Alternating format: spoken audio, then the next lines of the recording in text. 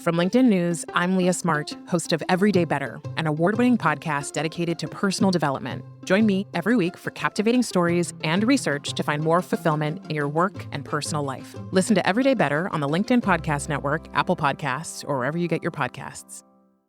Did you know that small and medium businesses make up 98% of the global economy, but most B2B marketers still treat them as a one-size-fits-all? LinkedIn's Meet the SMB report reveals why that's a missed opportunity and how you can reach these fast-moving decision makers effectively. Learn more at linkedin.com/meet-the-SMB. Hello, my friend, and welcome to another exciting episode of Negotiate Anything. Thanks for joining us today. With over 10 million downloads and listeners from more than 180 different countries, it's dedicated listeners just like you who have made Negotiate Anything the #1 negotiation podcast in the world. I'm your host, Kwame Christian. I'm a business lawyer, mediator, author, and the proud CEO of the American Negotiation Institute. Now, before we get into today's insightful conversation, I have a golden opportunity for those of you who recognize the power of negotiation in your professional lives. Have you ever found yourself wishing that you could navigate those high-stakes conversations with more confidence? Or perhaps you're looking to empower your team with the art of persuasion and conflict resolution. At the American Negotiation Institute, we've crafted specialized keynotes and workshops tailored for those very needs. We've transformed the negotiation skills of professionals worldwide, and we're eager to do the same for you. We believe the best things in life are on the other side of difficult conversations, and our goal is to help you improve your lives and the lives of those around you, one difficult conversation at a time. Don't let another challenging conversation leave you second guessing. Click the link in the description to discover how we can help you find confidence in conflict, negotiate better deals, and have stronger relationships. Because in the world of business, every conversation counts. And now, without further ado, let's jump into the interview. Joey, thanks for joining us today. Hey, man, it's awesome to be here. Thanks so much for having me. Yeah, it's our pleasure. So how about you get us started by telling us a little bit about yourself and what you do? Yeah, sure thing. So I'm an author. I wrote the book, The Inner Matrix, and founded a company called Inner Matrix Systems. And we essentially focus on training high performers inside the art and science of personal mastery. And we do this by focusing on key three things, essentially training, aligning, and rewiring emotions, thought strategies, and the nervous system, to produce the real life results that individuals are after. This is going to be fun. And long-time listeners are probably realizing, Kwame's going to get excited about this because we're talking about the mastery from the inside out, which I really appreciate.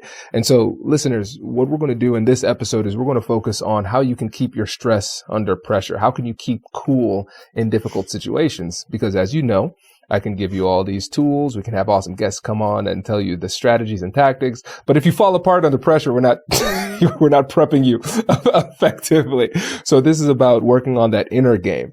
And so, Joey, can you tell the listeners about your unique background that led you into this? Yeah, absolutely. So I started really focusing on performance and personal development, initially because I was in a lot of pain and I was really just looking to figure out how to get out of that. I was a party animal, completely out of control in my later teenage years, halfway through college. And was just like, man, I need to figure out how to make life work. So initially I was just looking for like, hey, what's the formula for that sense of like happiness in life, that sense of peace and fulfillment? Like what needs to come together for that to happen?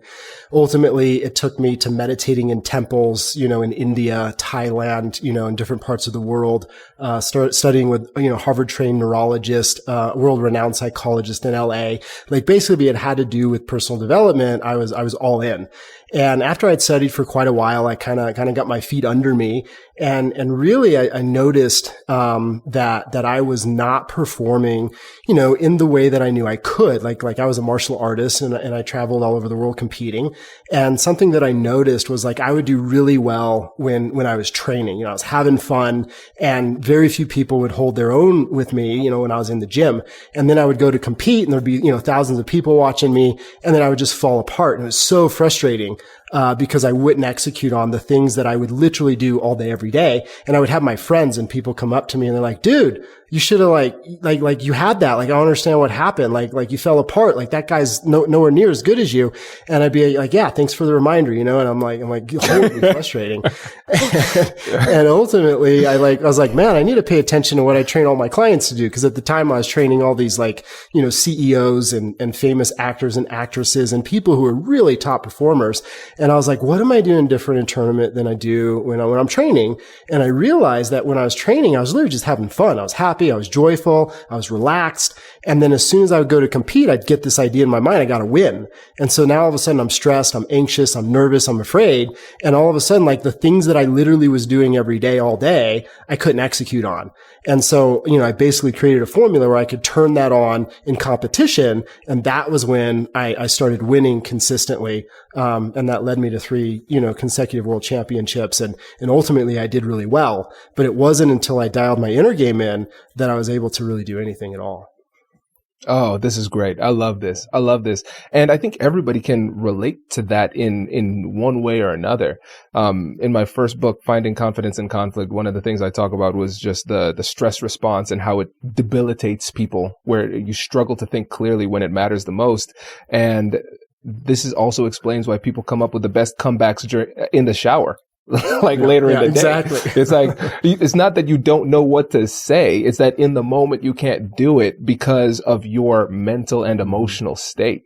And Joy, one of the things that you said that I really liked is that you found this formula. And the reason I like the term formula was because there's nothing magical about a formula. It's not some kind of mystical type of thing. You weren't enlightened in some kind of really metaphysical type of way. This is something that people can replicate. So tell us more about the formula you discovered. Yeah. So I really like ultimately, I was training, as I said, high performers in just about every area you can imagine. And ultimately I was teaching everybody the same thing. And if I were to break it down very simply, it was really like, hey, let's pay attention to where we are. Let's get centered. And then let's align ourselves in the way that we need to, essentially, get the result and the outcome that we're looking to create. And if we can get good at those 3 steps, then we really become extremely powerful. And the reality is, if we're not getting the results we want, it's because we're doing something other than those things. Okay. All right. So let's just knock these out. All like 1, 2, 3. So the first one you said is get centered. What does that mean?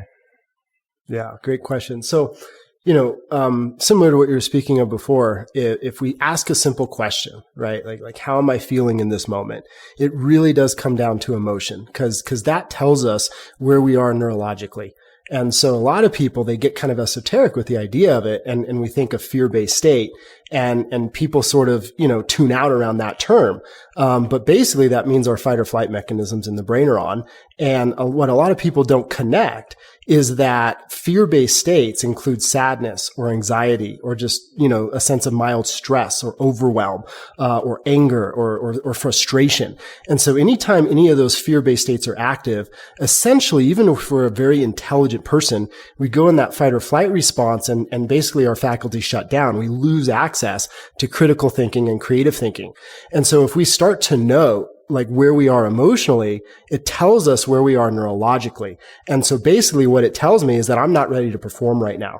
And so if we can calm those fight or flight mechanisms in the brain, get out of, basically an overactive sympathetic nervous system response and get centered, right? Get the parasympathetic nervous system working for us and get inside of an intelligent state, a love-based state, such as peace, anxiety, passion, inspiration, fun, joy, etc.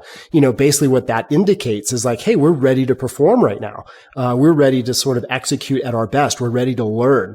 And when those states are active in us, we have access to critical thinking, creative thinking, and intuition, which are essential for performance in any area of life. So if we want to like nail it with our kids when we're driving to school and not lose it when they're kind of bickering in the back seat, or we're going into a meeting and we're a top executive for a Fortune 100 company or something like that. And, we're going to be presenting to 5,000 people. Both of those situations, even though they seem like they have nothing in common, from a nervous system perspective, positioning ourselves to perform is exactly the same. And the more consistently we can perform at our best with the kids in the backseat of the car, the more we have the aptitude to do it when life really matters. And we're going to give that big presentation or whatever it might be. As you say this, every parent just shuddered, like, the kids in the car, Joey, of all the things to bring up. Now everybody's suffering from the PTSD of that. But yes, this is great. And I love that you brought in the example of the CEO giving a big speech to 5,000 people, because that's something that we can see the person on stage. We could see the consequences of poor performance just on the business, but also on the person's social status. I mean, that's heavy. That's very heavy. But I love that you brought that correlation to the everyday experience that people can relate to. The kids in the back of the car, right? The colleague at work who is stressing us out, who gave us something late that we need to do. Now their problem is now your problem, right? We can all relate to these types of challenges. And tell me if I'm on the right track here, because it seems like what we can do is, if we learn to master this process in our everyday circumstances using this formula, it puts us in a much better position to master these processes when it matters the most. Yeah, exactly. It's like sports, it's like if we play a sport, like you're a baseball player, or you and I were talking a little bit before, right? We were kind of into martial arts, or a tennis player or golfer, right? Like no matter what your sport is, people spend a lot of time, basically getting the basic techniques down so that it becomes a reflex. And, you're not going to try to get your basic techniques down when you're in the golf tournament, right? You're going to go to the driving range when it doesn't really matter, and you're going to swing that club, 1,000 times to hopefully get that reflex down. And then when it matters, hopefully it's there for you, right? And so it's the same thing. If we can manage our nervous system just on a regular daily basis, and the more consistently we do that, the more likely we're going to be able to nail it when it matters, when there's a high stress situation in front of us, or where performance is demanded of us. And if we're not practicing the techniques so that they become reflexive, well, then when it comes to, a high impact situation, there's just no way we're going to be able to execute and succeed. And so it really begins with, step one, like, where are we? And then step two is like, how do we calm that down if we're not in an optimal state, right? We got to have the technique. We have to have the toolkit for that. Hello, my friends. Before we get back to today's episode, I want to ask you a question. Have you ever wondered how to elevate your team's negotiation game, and how you can help the folks on your team have better, difficult conversations? At the American Negotiation Institute, we offer transformative keynotes and workshops tailored to empower professionals with top-tier negotiation and conflict resolution skills. Whether it's a keynote for your next event or hands-on training for your team, we've got you covered. Don't just negotiate. Master the art with the American Negotiation Institute. Click the link in the description to find out more. Elevate, negotiate, and succeed. Small and medium businesses don't have time to waste, and neither do marketers trying to reach them. On LinkedIn, more SMB decision makers are actively looking for new solutions to help them grow, whether it's software or financial services. Our Meet the SMB report breaks down how these businesses buy and what really influences their choices. Learn more at linkedin.com/meet-the-SMB. That's linkedin.com/meet-the-SMB. Yeah. Oh, this is great, because, and it sounds like this question will kind of push us to number two, because one of the things that you said is, when we're in a fear-based state, where it's the traditional idea of fear, but also sadness and anxiety, that can diminish our performance. But we need to move more towards a love-based state, like you said, which is more of something that we would recognize as positive, joy, that type of thing. And when it comes to it, theoretically, I can understand, okay, that's a better place to be in. But in the moment, if I'm mid freak out, how do we transition from that mental state of fear to love? What does that look like? Yeah. So just like anything, right, we could break it down and get very comprehensive around like the techniques, the strategies, the execution. But if we just keep it very simple so that it's something that we can all practice and start getting good at, right off the bat, it really comes down to initially awareness and breath, right? Like whether I'm working with a top CEO, of a company, an entrepreneur, a pro athlete, Or, I'm working with, a stay-at-home mom or dad. The technique is really the same because our nervous systems are all the same. And so, what it really begins with is like, hey, where am I?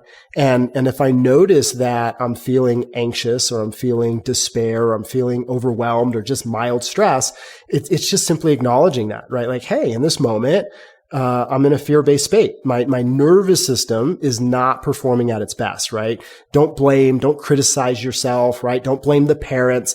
It really is just a nervous system conditioning. So step one is do your best to just acknowledge where you're at and without judgment, right? Like, hey, in this moment, I'm a bit stressed. In this moment, I'm angry. In this moment, I'm frustrated, right? In this moment, I'm sad. Like all of it's okay. And then step two is bring attention to breath. And one of the simplest breath techniques, that I know that I literally teach people all over the spectrum is very simple. We could even all do it together here in a minute. And you just simply touch the tongue, to the roof, the palate of your mouth, and then relax the body. Step two. And you just go ahead and you take a deep breath in through the nose. Very important, the nose, not the mouth, because we tend to take a deeper breath in through the nose, maybe 4 or 5 seconds in. A slight pause, hold the breath at the top, and then a 4 or 5 second exhale, pause, hold at the bottom. And then we'll just repeat that, breathing in through the nose, 2, 3, 4, pause, hold at the top, exhale out through the nose, 2, 3, 4, pause, hold at the bottom. And if we can remember, I call that the 4-sided breath, tongue touching the palate of the mouth. If you just relax the body and you breathe, it's like a lot of people, even just 2 breath cycles, or some people might be continuing it, which is great. You start to notice that the nervous system calms down. Stress starts to calm down. We start to sort of chill out a little bit. And the idea is you want to kind of find that place where you feel a bit relaxed, or maybe like a peaceful euphoria might come over you at a point in time if you practice it regularly. And that's where that nervous system shifts, right? We go from that sympathetic nervous system mode to a parasympathetic nervous system mode. And that's an indication that my brain changed, right? My prefrontal cortex is active, which means I'm inside of creative thinking and critical thinking. Intuition is working on my behalf now. And I've stepped out of those fight or flight mechanisms in the brain. And so basically now it tells me I'm ready to think, I'm ready to perform, I'm ready to go. And so just like that golf swing, right? If we practice that breath and you do it even just 5 minutes a day, like first thing when you wake up, I always try to get my clients to do 20 minutes a day, but that tends to be a lot for people in the beginning. So like 3 to 5 minutes a day. What happens is then when you need it, when you're in the car with the kids, or you're, about to go in that big meeting, or your boss is like, dude, where's X, Y, and Z? And you're like, oh, I forgot about that, or whatever it is, then we can just touch the tongue to the palate of the mouth, inhale, pause, exhale, pause. And by the time we get to the bottom of the exhale, the nervous system has changed. Now, in order to do that real time during high stress situations, we got to practice it a little bit and sort of get good at our swing, right? If you're a golfer, you kind of practice your golf swing. So the more we practice that breath, the better equipped we're going to be to center ourselves when life comes at us, when life is happening around us. There is so much goodness to cover here. Where do I start? So let's just go in the order that you gave us. So awareness and breath. One of the things that you said that I thought was brilliant is the fact that you said, it's okay. It's okay. So we have these feelings, fear, anxiety, whatever it is. And what ends up happening a lot of times is we resist it. I feel this way. I need to stop it. And we try to force our way into a better mental state, which studies have demonstrated does not work. It's that you cannot force yourself to feel better in that way. And so I think back to Viktor Frankl. He wrote the book Man's Search for Meaning. He was a psychologist who was in Auschwitz in World War II during the Holocaust. And so one of the things that he said that he would help people do when it came to his clients that he would work with was called opposite intention. So he was talking about a client who would actually sweat a lot and nothing could stop him from sweating. But he's encouraged the client to actually try to start sweating more. And when you start sweating, just try to force yourself to sweat more. And like the opposite intention actually caused them to calm down. And so what's interesting is it's a counterintuitive approach because you feel this fear, this anxiety, and you want to force yourself out of it. But really what you're showing is that the way to get past it is to accept your current state. Oh yeah, I am afraid. And I'm afraid because of this. And that is completely okay. And just by doing that, that helps you to overcome that, which is really important. And then with the breathing technique, this, I think in the military, it's called box breathing or tactical breathing. People in the military use it to calm down, but I love the addition of using your tongue and putting it on the top of the roof of your mouth. And tell me if I'm right on this. I believe that creates vagal nerve stimulation, which calms people down too. I think that's something that I studied in the past, but I think that's a really brilliant addition because it creates some tactile stimulation, which brings you more into the moment and outside of your head, which is really great. And then the last thing is essentially, I'm going to, dumb it down and then try to elevate it back up. It's essentially what we're realizing is that your happy place is wherever you go. Because if you start to get really good at this, you can calm yourself down and practice calming yourself down. So then you start to do this in private, just day to day. But then when it matters most, you can find that place of stability and calmness wherever you happen to be. And I love that just a little thing that you said too. You calm yourself down and then you're ready to go. And so you take your time. If you're not ready to go, you slow it down. And meditation was something that was really tough for me for a very long time because I'm always like putting pressure on myself to be busy and get stuff done. And so I came up with this little saying. It's not true, but I know it helps me. I say that time stops when I meditate. Time stops when I meditate. There's always time to meditate. And okay, if I need to meditate, I'm going to stop right now and get it done. And then I will start time again when I'm ready to go, because that's much better than having a bad performance because you forced yourself when you didn't need to. Yeah, that's right on track. Exactly right. That's a perfect, good summary of what we're doing and why we're doing it, right? And Viktor Frankl, that's one of my favorite dudes. The book Man's Search for Meaning, incredible. It's one of those that I read every year. Such an inspirational story. Yeah. Yeah. And for me, emotion, something that I've learned over time is, and if we start paying attention to this, right, when we're stressed or we feel overwhelmed, a lot of times we think it's because of our environment. It's because of the situation that's going on, or some dynamic that's occurring in our life. And if we pay attention and we kind of stop for a moment and we start to just witness and ask a question like, hey, what was I thinking about just there? What was the mind focused on when I was feeling that anxiety? And what I have found is that anxiety or stress or overwhelm is typically it's not a byproduct of what's actually occurring, even when situations and circumstances are extreme, right? So I used to, be a competitive martial artist. I still train to stay fit today, but I don't, get in the ring anymore and actually compete. But it's interesting because when I used to go to tournament, and I used to get in a ring with a guy, there'd be a lot of stress there. But when I was training, I would be doing, the exact same activity, and it was just as intense because, you're sparring or you're grappling or somebody's trying to put you in an arm bar and inflict pain on you. They're trying to choke you out. And there are very few situations that are more stressful than that, right? Not being able to breathe because the guy's trying to literally keep you from breathing, right? And what I noticed is that when I was at the dojo and I was training, even though it was just as intense as competition, I was never worried. I was never anxious. I was never stressed. I was never angry. And I was having a good time. But then when I go to compete, it's like all of a sudden I'm stressed out. I'm panicked. I'm overwhelmed. Anxiety's there. And I'm like, what's the difference here? Because number one, the environment is just as intense. And in some ways, my martial arts mentor was more intense than any tournament because when we were closed door students, he'd shut the door, he'd lock it. And we knew it, it was going to, sessions were about to go down, right? And he'd be yelling at us and doing all the things, preparing us for tournaments. So in many ways, training was more intense than any competition I ever showed up at. And I always think why is it different? And what I ultimately realized, and I would be prepared for tournament and I would lose every time. I would lose. And when I would perform at the dojo, when I was performing in training, I would perform really well. And, I was usually one of the better athletes. And I paid attention. I said, well, what am I focused on? At the gym, I'm relaxed. I'm having fun with my buddies. I'm joyful. I'm just literally focused on having a good time. And I'm focusing on, just executing the technique, right? It was like a chess match. But then when tournament came around, my focus changed. I was focused on, I need to win. I can't lose. What if I disappoint my teacher? And all of a sudden there's a ton of anxiety there. There's a ton of stress there. There's a ton of overwhelm, and all of a sudden fear's there, which then kept me from executing and performing the way I did at the dojo.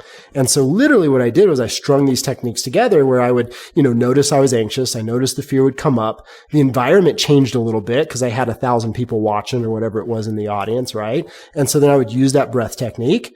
And I would literally close my eyes for just a minute and imagine myself at the dojo, in training session with my buddies. And as soon as I felt that sort of just fun and inspiration and just sort of like camaraderie, then I would execute in the tournament. And that's when I finally began to perform well and actually win, was because I managed my state.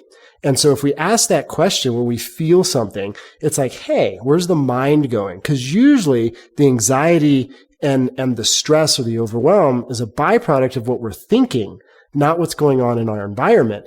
And that's an important distinction, because if we think it's due to what's going on in our environment, we oftentimes can't change that. But we can always change what we're thinking in the moment if we're aware enough to do so. Right. And so, for me, emotions are not informing what's happening, but rather emotions are great because they're just a different language, right? They're informing where I'm at. And so if I'm feeling anxious, or I notice I'm feeling overwhelmed or sad, it's telling me that my mind is focused in a certain way. And it's just sort of giving me that healthy nudge to refocus my attention. And so once we kind of breathe and center, now we've just got to refocus attention in a way that's going to align with the outcome that we want. And if we're with the kids in the car, it might be refocused to, hey, I want to show them love and compassion. I want to teach them something. I want to educate. If it's career and work, it's like, hey, how can I be helpful here? How can I, create the outcome that I want to produce? Like, what's the strategy for making that happen? And so it's a bit of a redirect.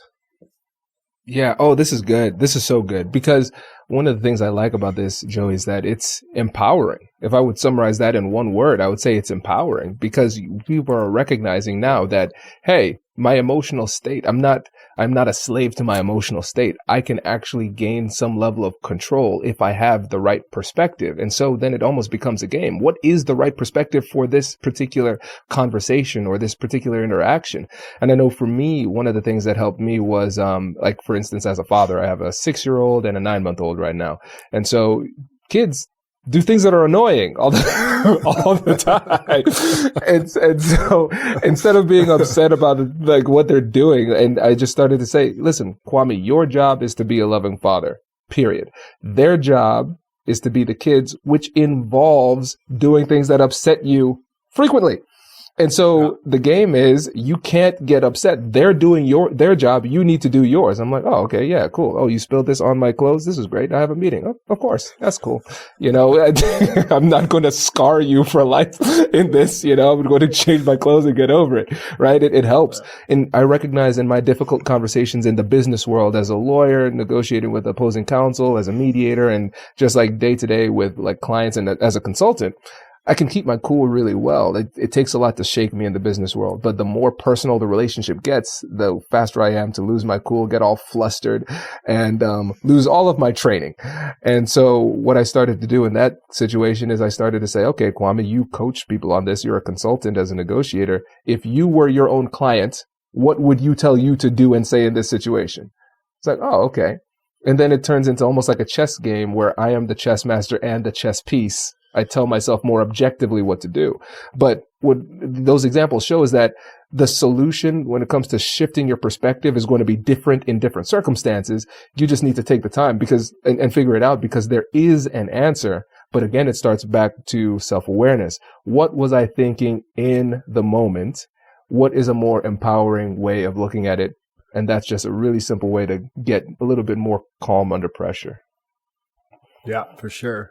Yeah, it reminds me of like skiing, right? It's like I always look out when I go to ski and I go, what are the conditions, right? And if it's like a little bit of overcast, you put in the lens that's a bit more see-through. And if it's a bright sunny day, right, you put in a little darker lens to kind of manage the conditions. And so it's the same kind of idea, right? It's like emotions are trained, right? So if we wake up and like we wake up to anxiety every morning, which is like a lot of people, they just wake up anxious every day. And they're like, why do I wake up anxious? Well, we don't realize it. Well, it's because we're trained in that, right? Like the more we allow ourselves to be in that anxious state, And it's not a judgment. Like, I understand, like, if we don't know how to train emotion or make that shift, then we're just kind of, caught where we are.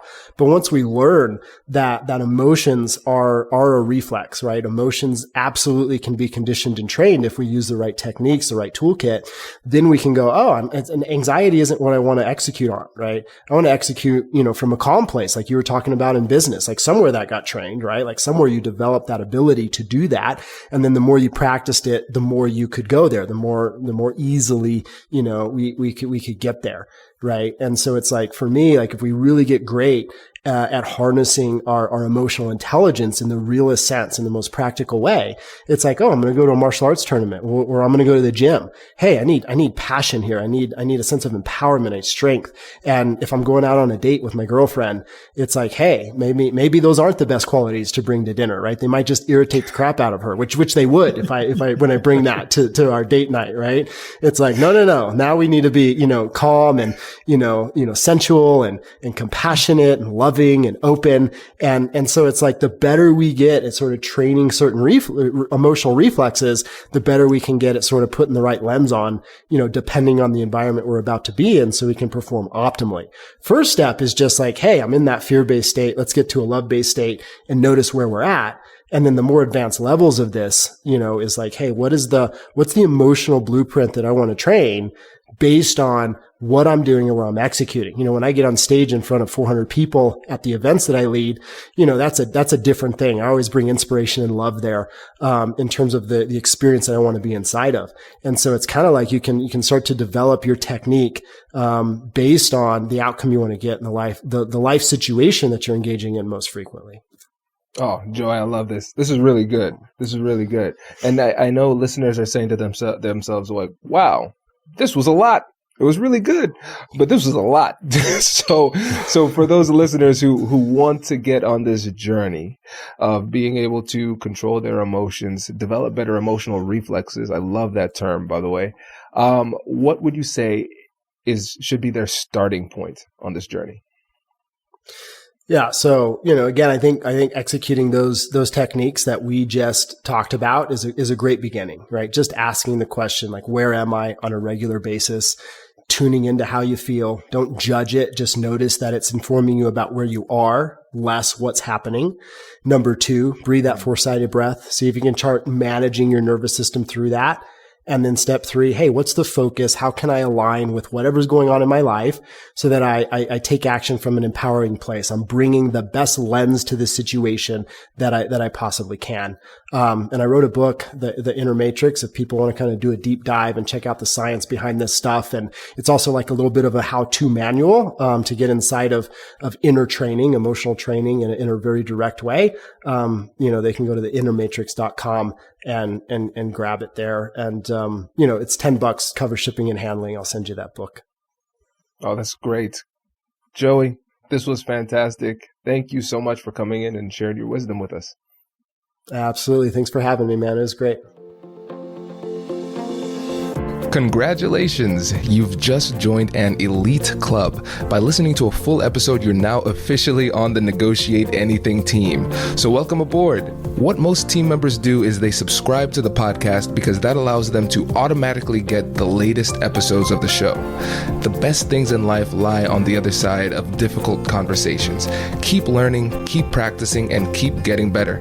Your relationships will improve, your career will soar, and you'll have the confidence you need to get the most out of these crucial conversations.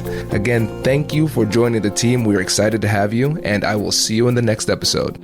I'll catch you later.